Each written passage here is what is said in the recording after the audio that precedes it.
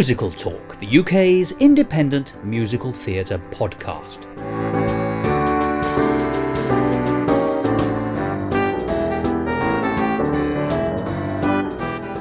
Hello and welcome to another edition of Musical Talk. I'm Thos Ribbits, and in this time of forthcoming elections here in Britain and in America, and with a referendum on the way, I've been questioning whether if someone wrote a musical about an election, could the choreography be called pole dancing? I'll leave you to muse on that. But politics is very much what we're going to be talking about today, or at least it's going to set the context for the show that we talk about today. Because in this episode, we continue that conversation with Dougal Irvine that we were listening to a few weeks ago. In that episode, number 475, Dougal and I were talking about his show Layla, which is currently on national tour. But if you remember, he said he had a second show on the go, and it's about that we're going to be talking today. It's called The Busker's Opera. And the reason I say it's relevant to what's going on at the moment, particularly in relation to elections and democracy, is that it is a modern reworking of the original musical, some say, The Beggar's Opera by John Gay. That was a musical written in 1728 and described as a ballad opera, but what that did, apart from pastiching the high opera fad, which was prevalent in London at the time, was to satirise the establishment and important figures in the establishment, including the Prime Minister of the day, Robert Walpole. In fact, so incensed was Robert Walpole by this attack on him, as he saw it in The Beggar's Opera, which was a tremendously popular show in 1728. It ran for 62 performances, which was a very long run in those days, and these were consecutive performances, and that was really quite unheard of. Robert Walpole went on to ban its sequel, which also featured Mac Heath, who'd been the lovable anti-hero and ladies' man in the original play. In fact, The Beggar's Opera is quite unusual, but it spawned this sequel. The sequel, called Polly, after Polly Peachum, one of the characters in both, was written in 1729, but it was banned outright by the Lord Chamberlain's office, who were the stage censors at the time, on the direct instructions of the then Prime Minister Robert Walpole. And that just goes to show that good theatre can get up the nose of the establishment by satire, and it has been doing so for more than 200 years. And I think Dougal Irvine is the very gentleman to bring that show up to date and have a little bit of fun with the current establishment with his new musical, The Busker's Opera.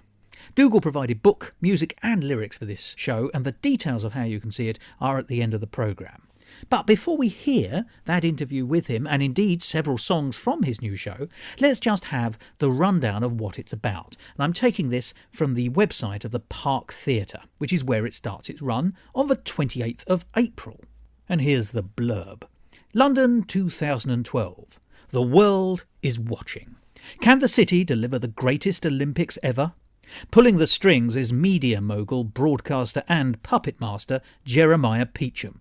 Together with his star of the show, Lockett, the Mayor of London, they are perfectly placed to capitalise on Team GB's gold and drive their political agenda across the finish line. Enter satirical street busker Mac Heath and his gang of dissenters, the 99%ers. They're the talk of the town, out to take the fat cats down, and it's working. This time, Mac may have bitten off more than he can chew. But it's the 21st century. You can't kill a man for singing a few songs, drinking a few beers, inciting political activism in hundreds of thousands of people and sleeping with your daughter. Or can you? With the ever-influential media operating 24/7, capital punishment needs a new method of delivery. Well, it won't have escaped anyone's attention that the next election in London is the election of the London Mayor, and that takes place on the 5th of May. Which just happens to be press night for Dougal Irvine's Busker's Opera. But why hear me tell you about this piece when you can hear Dougal himself? So next up, there's going to be a song from that wonderful new show, The Busker's Opera, and then we'll continue that conversation I had with the ever-wonderful Dougal Irvine.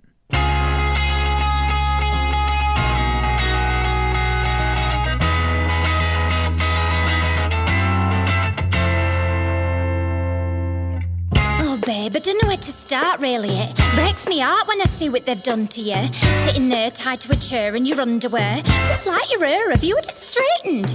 Anyways, you be nearly naked makes it easier. Kinda reminds me of the last time I was seeing you. Remember Ronnie Scott's? We danced a lot, you said look hot. You said something about the economy too, but I forgot. It was a good night, right? A fun night, right? I could have danced all night, but the inevitable happened. Well, in the morning, you disappeared without warning. No goodbye, so I had to cry and I went shopping. Bought this really nice Jimmy Choo handbag, though it was amazing. 2 weeks later, heard a song on the radio, a new release, funky beat, and it made me go, oh, is there something more to life? I got a sense of some kind of destiny. I got a feeling some things are kind of meant to be. Oh, what I'm trying to say is, do you want a baby, baby? 'Cause we're having a baby, baby. Do you want this baby, baby? Do you want a baby, baby? Yep, we're having a baby, baby. Do you want this baby, baby? I just can't help it, I'm a naughty's baby, baby.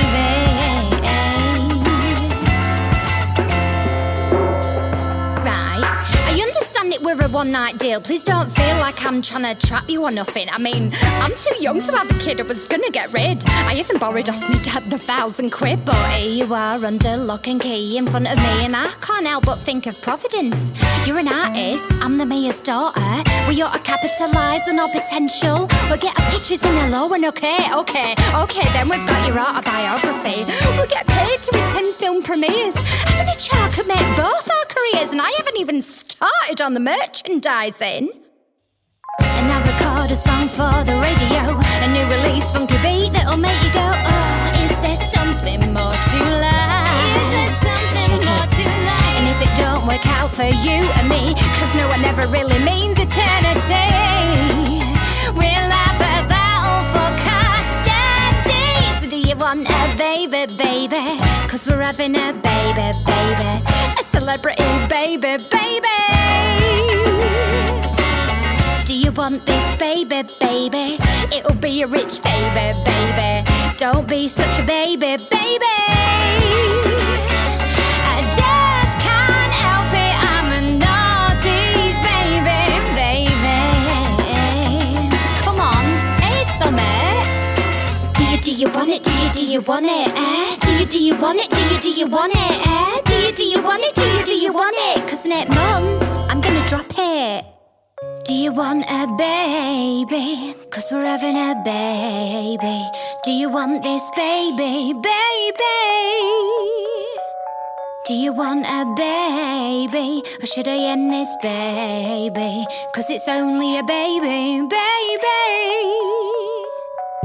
Do you want a baby, baby? Or should I end this baby, baby? No one wants a baby, baby. Not time for a baby, baby. When I'm ready for a baby, baby, then I'll get me a baby, baby. I just can't help it, I'm a naughty's baby, baby.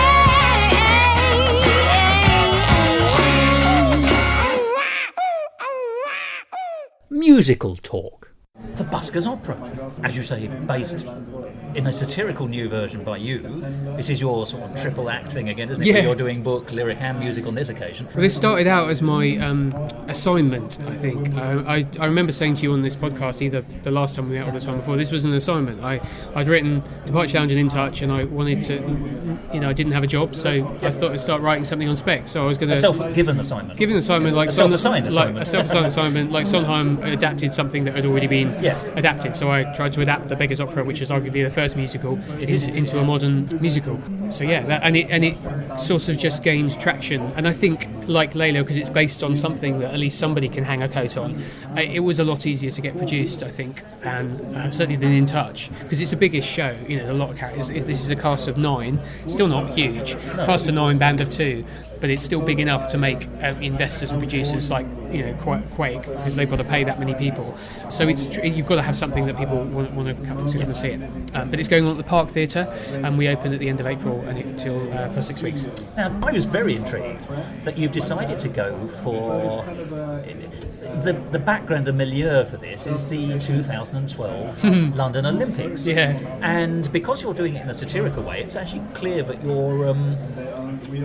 this is not a hagiography in favour of the circumstances of that situation. McHeath is a rotter here, as always. Yeah. But what was interesting to me was the fact that obviously the Olympics are remembered so positively. Yeah. And they were a genuinely positive experience for the country, both outward looking in terms of international connections, but also inwardly, actually. The country did seem for a while to be sort of bound together. Yeah, there was a happy atmosphere, and I rather liked it, I must Sure. say. Yeah, me too. And I was lucky enough to get to the Olympics on a couple of occasions to see some strange things with my family and friends, but it's remembered in this very warm glow, right from Danny Boyle's opening moments all the way through to the closing ceremony.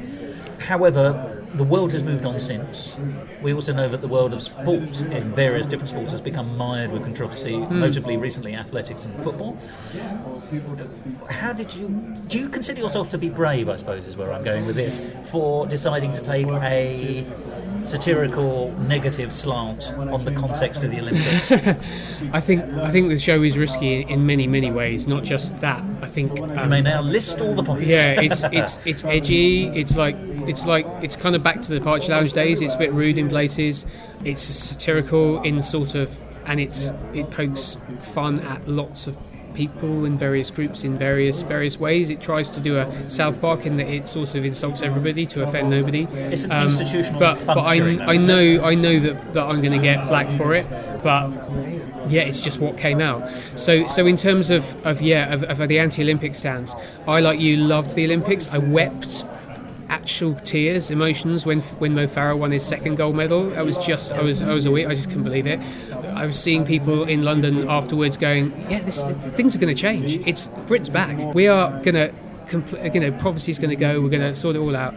There was a real wonderful positive feeling of goodwill that swept the city, which gradually ebbed away, culminating for me with the election, which I won't go into too much detail this year. But what I remember, what was interesting is I started writing this piece in 2011, at the back end of 2011, when the feeling was the opposite in London. The games were too expensive.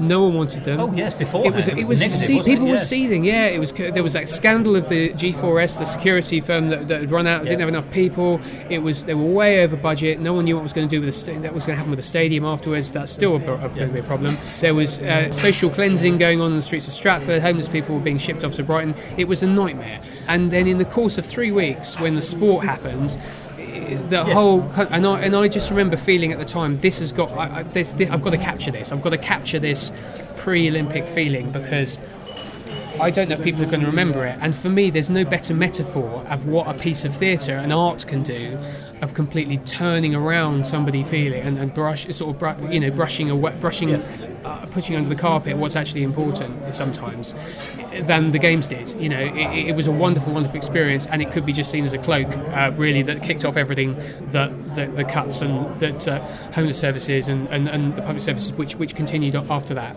and particularly as this story is told by a group of rough sleepers, a group of people who really didn't get to benefit from the games at all. In terms of the legacy of the games, I think their viewpoint, the reason why it's so edgy and so sharp, is really because it's seen through their eyes. And I think this is really the subversion of the legacy into the cynical age in which we're currently living. And in the first musical was a satire as well. And it sort of looks at that as well. It's sort of looking at where that gets you. I think it's a satire about satires. The first musical was lampooning public figures, and we've made an art out of that. We made billions lampooning figures. So it's got that self-referenceness about it. So you're still being true to John Gay and the original writers. Yeah. So the plot. Obviously, I had to stay very clear of the Thrupp and the opera. It's not, because that's still in copyright, and that's Brecht's and Elizabeth Halpern's story and Kurt Weill's music. So it's really based on the original, the John Gay Beggar's Opera. That's mileage in that, though. Yeah, there is, and I have taken big liberties with the story. But again, the key moments that people are looking for are in there. Like, if you know the show very, very well, you'll certainly recognise scene structures that are in the original piece, and like there's a big duet off between the two ladies around Mac and stuff. All those kind of moments are in there, and hopefully they're delivered in a modern, fun, idiosyncratic Dougal Irvine kind of way. But also there's new things in it as well, which hopefully will make people sit up a bit. So tonally, how does one set it? It's a dark satire. Dark, yes, funny satire, I suppose, in sort of the same tone as Jerry Springer, maybe. Although it's not that rude. It's nothing like as rude as Jerry Springer. But in terms of tone. But the music it's folk, and from the folk music springs folk rap, folk pop, folk punk, and folk traditional folk as well. So folk is merely, in this sense, a generic term for a whole range of things which are linked musically but are developments and branches in. Yeah, because people use folk to mean one thing in their head, but you're quite right. Well, folk is in street musician, so folk music is in like music that can be heard on the street as you walk around. And actually, what's nice, this wasn't necessarily around in 2012, but because pianos have been popping up all over the place in London, when I originally envisaged it as not having a piano in the band, but now I think we can justify there are enough pianos around for there conceivably to have been a piano in the space where these performers are performing. So I think that allows me just a greater range of sonic sound to play with. Just make a brief musical interlude and digression and say Julian Slade would be so proud, bearing in mind that so much of Salad Days is about looking for a piano. All right. You can now find them everywhere, which is quite right. It's great, yeah. I think there are a couple of issues just coming up from this discussion which fascinate me. Macheath, historically, in all his iterations, is in no way a hero. No. He's a protagonist, he's an anti-hero in some senses. He's an absolute rotter as well. But that also makes him quite... If he's charming, you can find something in him which is appealing. But he is ultimately the last word in cynicism. Yes. So first, I suppose my first question is, how easy is it for you to write a character like that and retain at least some way of the audience engaging with him? Because if he's purely unpleasant, they won't.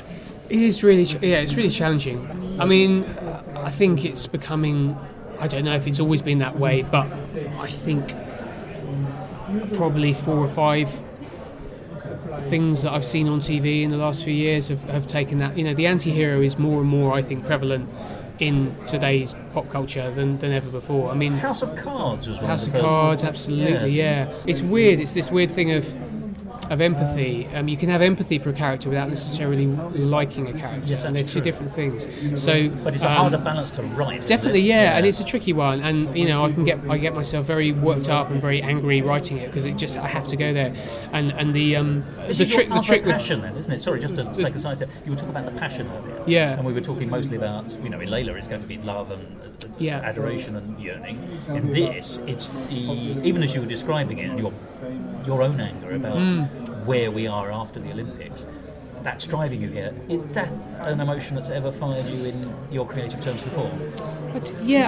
Possibly. I think with this piece, because it's set amongst the world of buskers and musicians, of artists, it's my artist piece, really. It's really about every frustration I've ever had as an artist is poured into this. So it's a lot of that. How many hours is it? If that isn't enough to get you angry at times. I mean, I suppose Layla is about love versus power, and this is about our expression versus power, I suppose. So, Mac is the satirical songwriter, and I don't mind how close really he comes to me at times. But I think at times he does, but at times not at all. I mean, like, it's a story, so I had to go, there's no way I do what he does in the show. Absolutely not. But there's still elements of opinions that he has, but then I think all of the characters have, because I think, that's just writing. You just put yourself in other people's shoes. I just to say, to go back to your question about likability, maybe some people won't ever like him, and I may lose some people, who knows. I think the trick with the Beggar's Opera was Mac was not a nice man, but the people around him were worse. Yes. And I think he was the best of a bad bunch.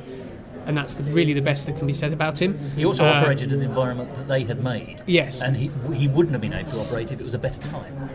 And I think that's the same in this as well. Mac's not he's not perfect in many, many ways. But he is the product of his generation. Yeah, and hopefully the people around him are put him in the situation again which we're going to root for him. So do you see him as cynical then, or do you actually see him as, in a strange way, positive and enthusiastic in fighting the man, shall we say? Yeah, well, no, but that's how he starts. I think he is definitely fighting the man from a position of satire and cynicism. And I think part of his journey is to go through it from that to a journey of wonder and optimism. And whether or not that's actually going to do him or the world any good, that's really where the story goes. But that's my next question. Yeah. I suppose, how easy is it to fight cynicism in a satirical story, which is harnessing cynicism? Yeah, no, it's tricky. I'm still in the middle of rewrites at the moment, so that added to the fact pretty much the whole show is in verse. Yeah, it's virtually all sung through, and the bits that aren't sung through are in verse. So just the technical aspects of the show are phenomenal. Yeah, it's stupid. I started off and I was like, I can't just adapt a show. I can't do a modern version. That's not enough. I'm going to make it in verse as well. And when I started doing it, I was like, I'll never keep this up. So this is Dougal in verse. But very nearly your name. But it was like, it just do the inverse. Yeah. But it just you just kind of bit by bit it just continues, and you write more and more and more, and then you start to get quicker at it, and then you start getting better. And what was a big shift for me was I was at a stage with it, and I was sort of happy with it, and then I heard Hamilton. Which is the big American hit. Yeah, which is just, I just think it's the best show ever written. Really? Certainly in my lifetime, it's just incredible, and it just made me go, damn! It's not only it's the best show. It's for me, as the way I kind of I admire Sondheim, I revere the greats, I revere Rodgers and Hammerstein, I love what they do, Gilbert and Sullivan, Cole Porter. These guys are brilliant. I don't do what they do. I don't even want to sound like them. I just do what I do, different things. Well, they did what they did then. They did what they did then. Yeah, we need an Irvine and I don't have their music in my DNA. I don't have their way they write lyrics in my DNA, but I can totally appreciate what they do and I use, I suppose, some of the things that they were trying to do try and do that in my own way. You're also standing on their shoulders in terms of development of musical theatre, if not necessarily their musical thematic links. I hope so. Yeah. I don't know, but that's what I try to do. Now with Hamilton, I hear a show that I would want to write. I hear the musical patterns that I would love to write. I hear music melodies that I have in my head. There was a riff I wrote in The Snow Queen that is in Hamilton. And we come from like a Destiny's Child kind of riff, which I put in, which he's put in. It's so close to me musically, and I just go, damn, it's what I would love to have written, but it's brilliant. It's just incredible. And so it's sort of it's really humbling to listen to, and I'm so excited because it's getting people from all genres and all media and just across the world talking about musical theatre in a way that the show hasn't for I think 30 years. And it's everything that the craft is brilliant, and the story is brilliant, and all just the idea of the show just fits so well with the form and the way it's told. It's just brilliant, and I know that in my lifetime a show won't come along that is that good again or have that much of an impact. This is your West Side Story. I think it's better than that in our generation. It's grown, yeah. 2016. So I think that was kind of like to sort of look at that and go, okay, I know I can't get that. That's the show I would dream of writing. I would have to make do with the show that I can write. For the first time in my life, it's quite like, oh, that's because you always dream that you're gonna write something that's completely original. You always dream you're going to push the form further. I think that's what you try to do. But to know that somebody's done it in the way you would do it and done it so well, I think is really tricky. Is something. But what it has done is it's made me go, actually, there's loads of things in the show I've sort of been assuming that this is the best I can do with it, and actually I can do better.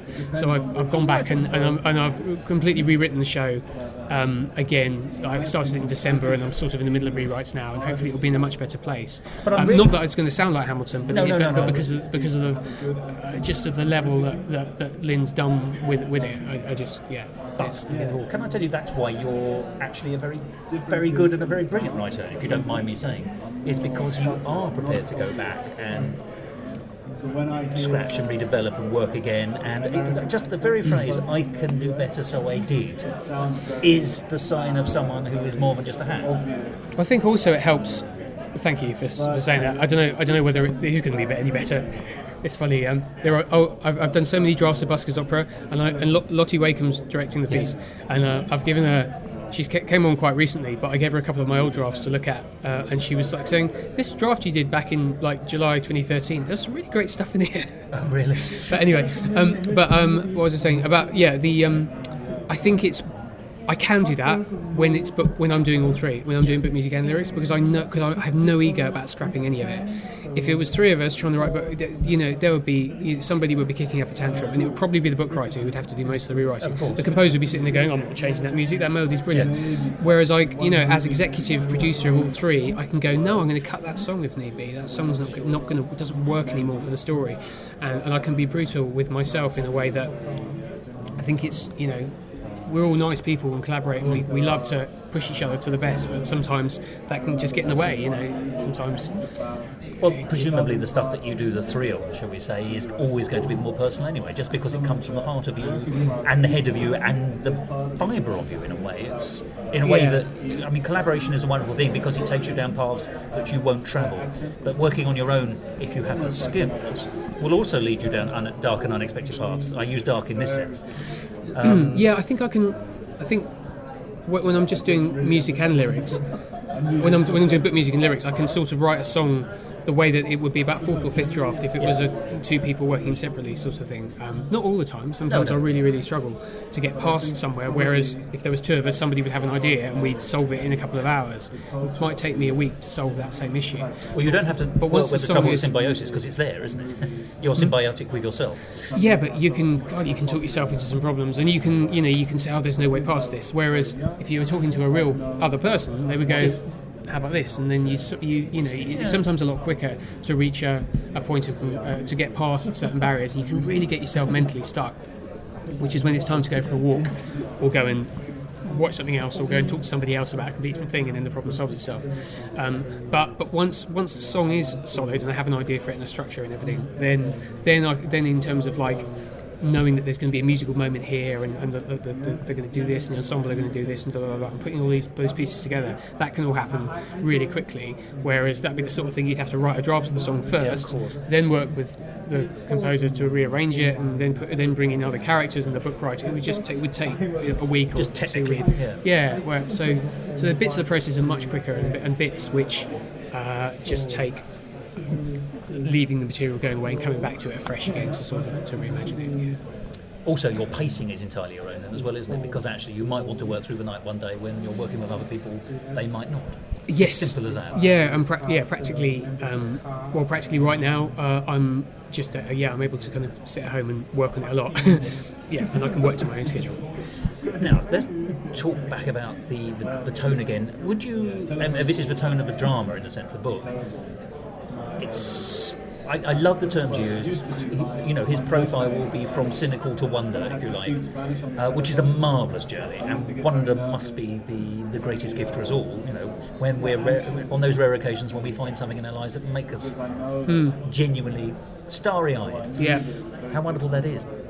But the journey, and knowing you as a writer, to make it just relentlessly dark would be unbearable. Presumably, you said dark, but dark. So for me, it's dark and humorous. Dark humour, I think. So blisteringly funny, would you say? I have no idea. I think people might laugh at it, or I might get no laughs at all. I don't know. I just don't know until I try it out in front of the audience. I've had a few songs from it, premiered at various things. There's a song, "Do You Want a Baby Baby," which has been out for a while, which is on my album, but that won the Sondheim prize in 2012. Congratulations.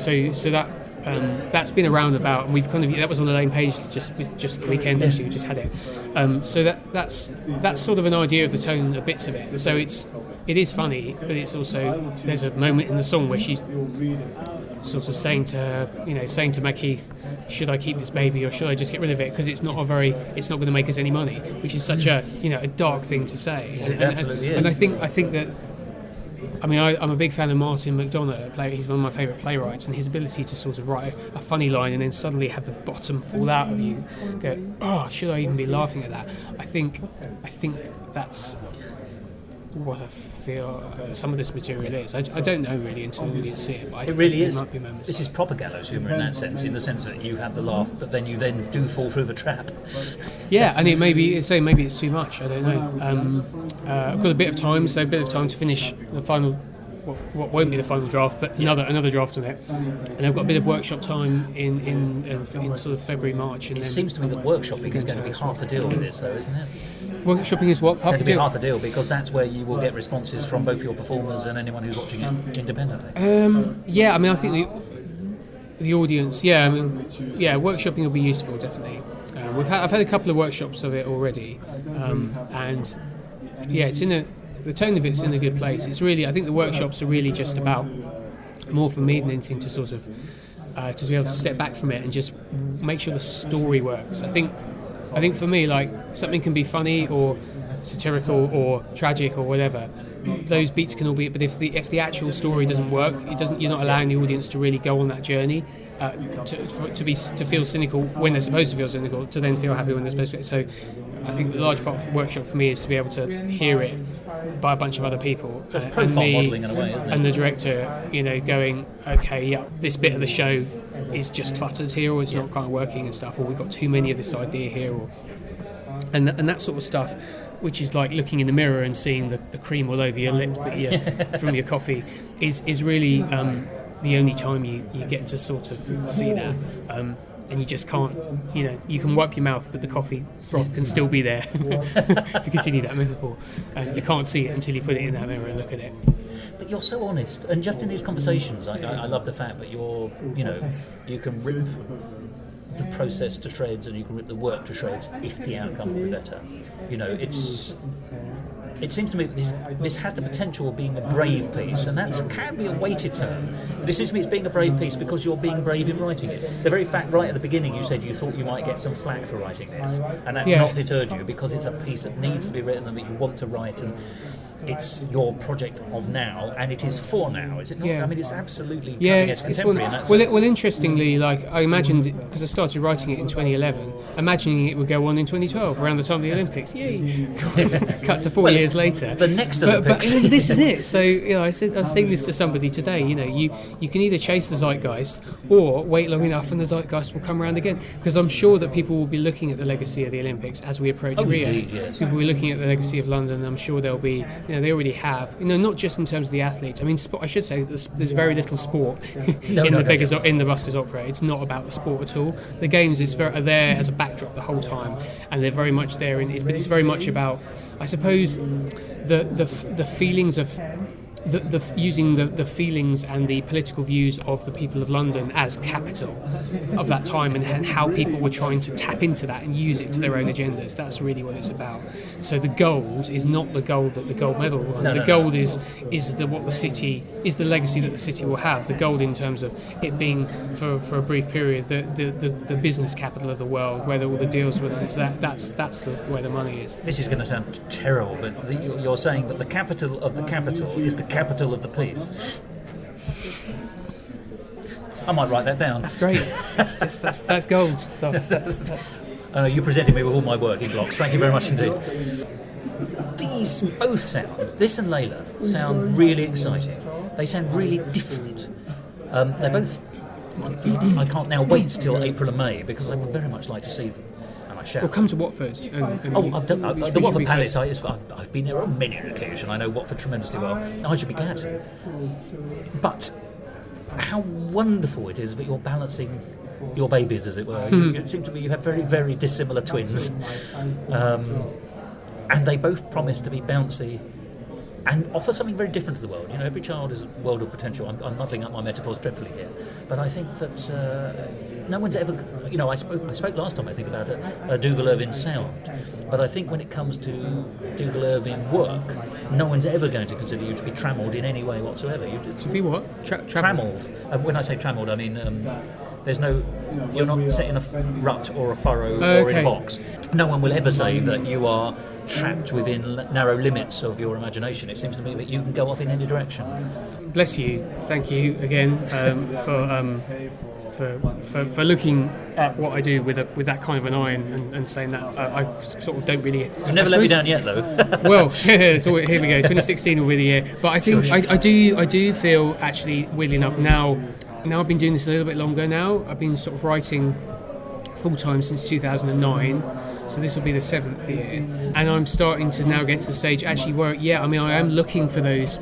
I'm looking for those for the creative limitation for the key way into the work, which is going to give me the new sound, or give me something to steer my work in a way. So I can't just rely on just being me, I suppose, and just falling back on my instincts, I suppose, because otherwise I would trammel, I would repeat myself, I would do that. So I suppose Busker's opera is the last piece of which I've just kind of freely been as close to me, although it does have a frame of, like, say, these sort of street musicians, the sort of sounds and the sounds of now contemporary.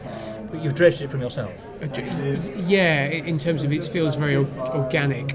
I think, now like, so with Teddy, it was great because I could do rock and roll music, and that was me, but through that channel. I'm always looking for that thing to channel me through, I think, more than anything. And I don't know if I was trying to count. I think I've done 7 musicals now, or 6 original musicals. Maybe it's 7, and I don't know how many more completely original type shows I've got now. I will, I'm at the stage now where I kind of do need people who are very different to me to collaborate with, to give me a completely different voice, a different sound. That was what was great about Teddy, was because Tristan had a really strong voice as a playwright, and I was just able to get on board and do what I do. But we were able to operate together, but very just do our thing alongside each other. But you bounced off each other. And that was what was great. I've written 5 shows where I've been book music and lyrics on now. One of which was a co-book, and I don't know how many more of those I've got, which are, and 4 of them were original stories, completely original stories as well. And I think now more than ever, I'm looking for at least a story that exists, at least a framework, because it's just really hard to come up with everything, to come up with all those ideas. And yet, and just to give you an alternative on this, that's true. You never know how many new original stories are in you. Conversely, it is just possible you might have one every 2 years for the rest of your life. Who knows? I mean, they don't pay you a 2-year salary to write. No. Definitely. So it's sort of. Yeah, I'm at the stage also now where I've been working very, very hard on for each of these shows, and I sort of need. I do need to sort of. I've got 2 kids now, and I'm now my wife's on maternity leave, as we were in 2011. And it's interesting. That was, I think it was that period. It was that 2012 period when I talked to you about the Festival of Chaos that really sort of took my career into, I suppose, a professional sphere. Because although I was writing in 2009, 2010, I wasn't really earning a living doing it. I was really being supported by my wife and just writing as much as I can, doing a lot of new writing circuits and gigs as much as I could to try and just get my name out there. And it was really it was that placement, that Mercury Musicals Cameron McIntosh scheme placement, that just gave me the space to be able to write for a big producing house, and also just a salary to live off for a while. And that was when I wrote the first draft of Busker's opera and finished it. So it was sort of those things at that time. Yeah, and that I suppose that 3.5-4 year period is sort of now coming to an end now, where I've sort of been earning a living as a writer. I've been able to sort of make it work. I know I can go to someone and go, I can write you a show, and it'll work, and it'll sort of deliver on certain kind of numbers of levels. So I need now to be at the stage where I can actually do that, and I suppose a family of 4 of us can live off it, because that's what I have to be able to do. Yes, of course. So there's that extra pressure. So I suppose for every new show I get, and for every wonderful new opportunity I get, my overheads as a person have increased.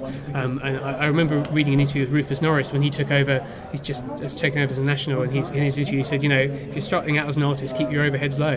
Don't have a family support early on. And I've sort of the pram in the hall I find is a wonderful inspiration for me. Everything I do feeds back into my opinions, my values, and me as a parent is very much my moral centre, and sort of as a family, it definitely inspires everything I do as a writer. And it's whether the practical limitations of that it just puts me in a position where I have to do something else. But it's been a wonderful opportunity to be able to write original shows for 4 years, and to have, again, get them on in production at least in this form. So it's been great so far. Well, from my point of view, it's been wonderful following you in this phase. I mean, it's interesting when you talk of these stages. And if it turns out that this is the last of the original Irvine shows, and from now on they're going to be Irvine collaboration shows, or something completely different, what you have is something... It's unique and it's marvellous. And I imagine whatever you turn it to will therefore also ultimately turn out to be unique and marvellous. In that order. Very often the way to do it, if I may say. So what I suppose I'm very badly trying to say is that I look forward to following you through your career, because your career isn't over here. Maybe Grand Opera is where you're going to be in 10 years' time. Whether there's any money in that, I couldn't tell you. But, who knows? But it's a different form, isn't it? I think I care about musical theatre. Yeah. I can't help it. I do. Because you care about all the things you do, though, don't you? Well, yeah, but I mean, I found, I didn't intend to end up working in this industry. I sort of wasn't set on that path, but I totally fallen in love with it as an art form, and I do want it to be. I want it to be progressive. I want it to push forward. I don't want it to be. I am sick of movie to musical adaptations, and I just feel that there is an audience for new work. There is. If the only movie to musical adaptation that makes any sense to me is Groundhog Day, and I'm sure that'll be brilliant because it's just such a great idea. When I heard the variations on a theme, as it might be called, yes. Yeah, I think it'll be. I'm sure it'll be absolutely brilliant. It'll probably surpass Matilda, I'm sure. Well, I met somebody, had a meeting the other day with a sort of a producer, and they were saying that we're in a golden age of musicals at the moment, and we are in a way, very spoiled for choice in the West End. It's wonderful in some ways. There's a huge variety of stuff, which is of a really good standard, and the bad stuff doesn't tend to run. So I think I would love to be able to.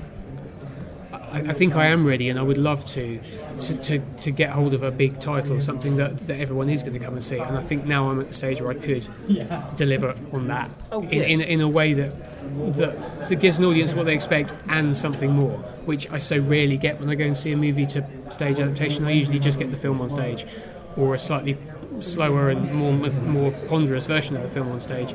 And I sort of feel like the last 4 years has still been an apprenticeship, although it's paid my bills and it's kept me working. It is really, for me, it's just still about learning and about growing and about being ready, I suppose, to take my work to a wider audience as possible can, because I care about it, and I want it to be. I do want musical theatre to be accessible, but I also want it to be challenging and intelligent and thought-provoking and stuff like that as well. But I think you can have all those things and it still be accessible. That's really my only mantra as to what the trial. As a mission statement, I can only give you a bouquet for that. It was beautiful to hear. Good luck, by the way. Thank you very much. Yes, I'm looking forward to seeing your name on a marquee, with a really good show with it.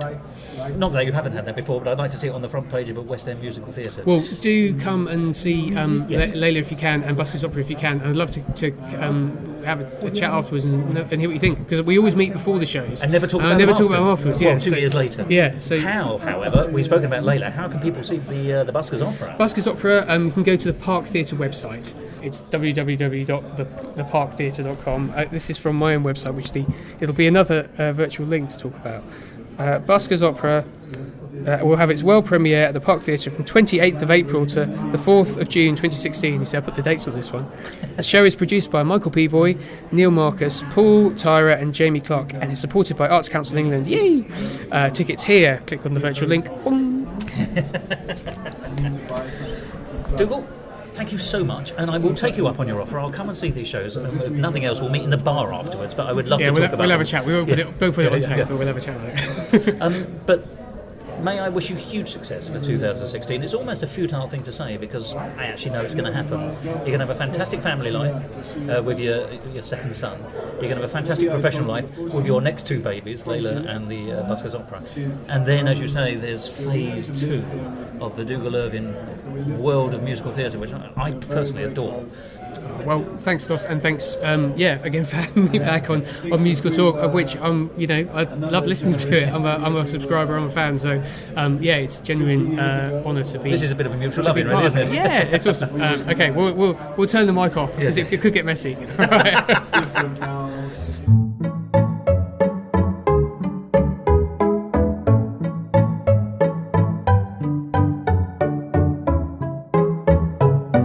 Musical Talk.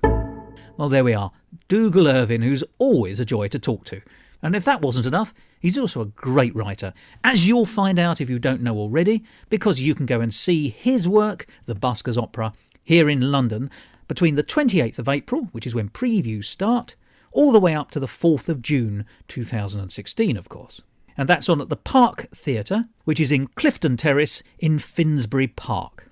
And the website for that, www.parktheatre.co.uk.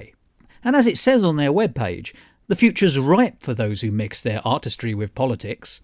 And I think you'll find that Dougal's done a top-notch job for the Buskers Opera. Well, that brings to an end this discussion on the heady mix of politics, satire and musical theatre, which we've discussed in today's episode. So I've got nothing further to do except to say goodbye for now. But before we leave this episode, there's time for just one more song from the score of Dougal Irvine's new show, The Buskers Opera. So I hope this will whet your appetite to go and see it, and if so, perhaps I'll see you there. Goodbye.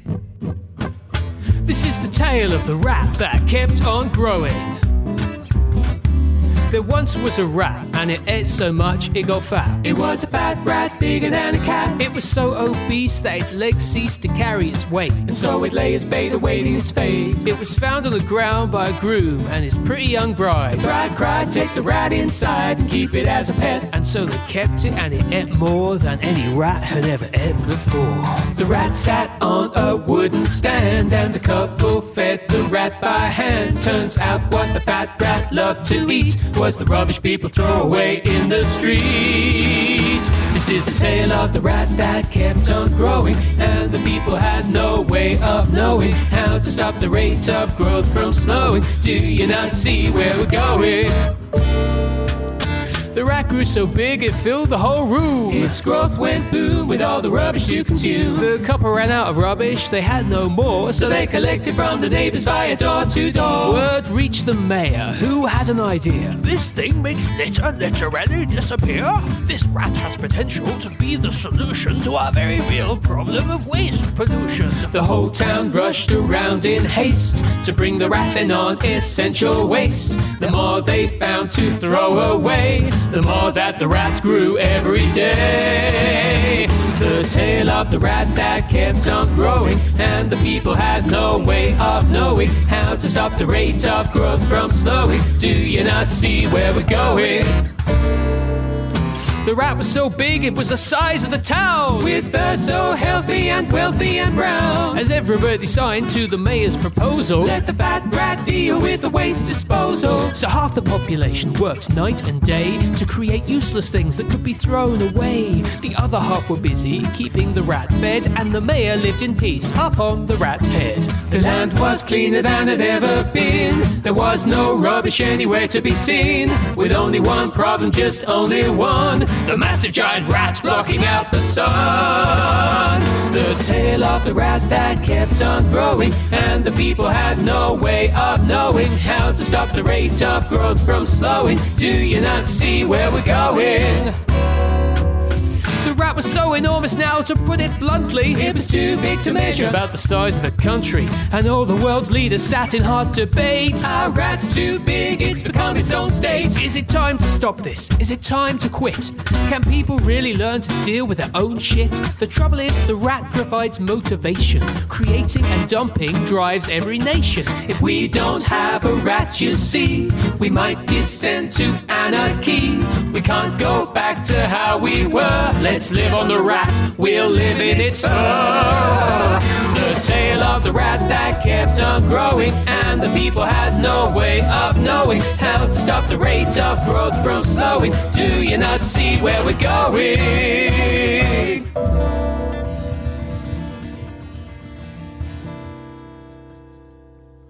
That tiny little rat was now the size of the earth, with 4 billion tiny people clinging to its girth. A lucky few on the top, where the air is fresh. Around 1 billion in the middle, on the hairs of its flesh. But the poorest half live underneath its bits, doing repairs to the platform on which the rat sits. And as the rat shits, they open their mouths in prayer, saying, "Thank you, rat, for these gifts you share."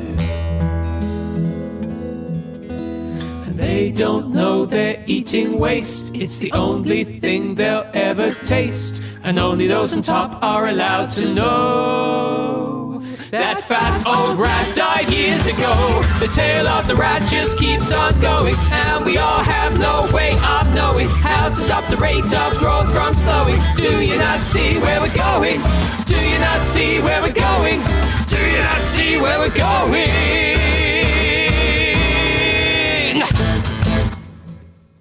To find out more about the world of musical talk and listen to past episodes, go along to our brand new website, musicaltalkpodcast.weebly.com, or subscribe to us on iTunes, and follow us on Facebook and on Twitter. And if you want to follow me on Twitter, you can, at musicaltalkthos. This episode of Musical Talk edited and presented by Thos Ribbits. Copyright Musical Talk 2016, except for the songs where the copyright remains with Dougal Irvine. And my thanks go to him for allowing us to play these songs in this episode.